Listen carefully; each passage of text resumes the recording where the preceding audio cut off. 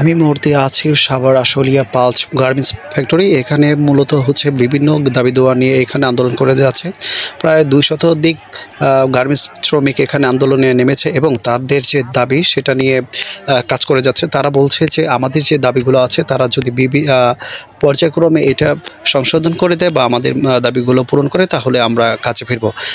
আমরা এই বিষয়ে শ্রমিকদের মাধ্যমে আমরা আরেকটা তথ্য যেটা জেনেছি সেটা হচ্ছে গেল শনিবার দিন থেকে এই ফ্যাক্টরি বন্ধ করে দিয়েছে এবং তাদের সাথে কোনো প্রকারের যোগাযোগ না করেই এই ফ্যাক্টরিটা বন্ধ করে দেওয়া হয়েছে এবং তারা চাচ্ছে যে আবার কর্মস্থলে ফিরবে, কিন্তু তাদের যে লাঞ্চের ব্যবস্থা ছিল সেই লাঞ্চের ব্যবস্থা থেকে বঞ্চিত করে দিয়েছে এবং বিভিন্ন যে সুযোগ সুবিধা ছিল সেখান থেকেও তাদের বন্ধ করে দিয়েছে এবং গার্মেন্টসের শ্রমিকদের সাথে ঊর্ধ্বতম যে কর্মকর্তারা রয়েছে বা তাদের যে অধীনস্থ কর্মচারীরা রয়েছে তাদের সাথে খুব খারাপ ব্যবহার করে থাকে এবং তারা যদি প্রতিবাদ জানায় তাদের চাকরি থেকে বঞ্চিত করা হয়।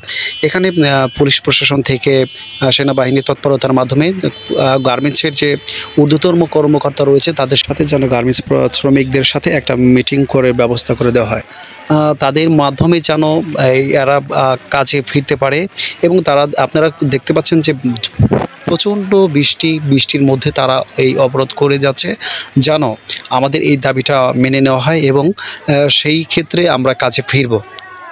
গত শনিবার দিন থেকে তারা এই গার্মেন্টসের সামনে অবরোধ চালিয়ে যাচ্ছে এবং তারা একই সাথে দাবি আদায় করতেই চায় এবং তারা বলছে যে মালিক পক্ষের সাথে আমরা মিটিংয়ে বসি বা একসাথে কথা বলি, তারপরে তারা ধাপে ধাপে আমাদের দাবিগুলো পূরণ করুক।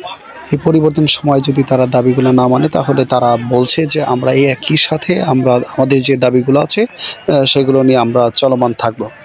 শ্রমিকরা বলছেন আমরা দীর্ঘদিন যাবত এখানে কাজ করে যাচ্ছি, আমরা বাড়তি কিছু দাবি তুলে ধরছি।